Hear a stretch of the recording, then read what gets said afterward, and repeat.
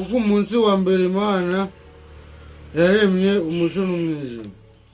Umucyo iwita amanywa, noneho umwijima iwita ijoro.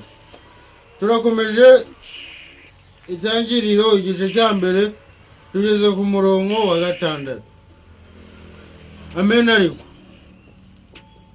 okay, gura subscribe.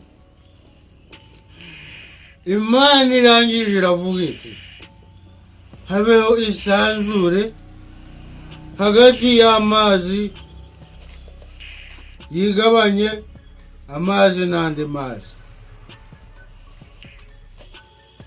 Amen. Amazi itandukanye n'andi mazi, ariko nimwibaze igifuniko babaye nk'abakinyibye, naye mukabarinda guhana barakinyibye.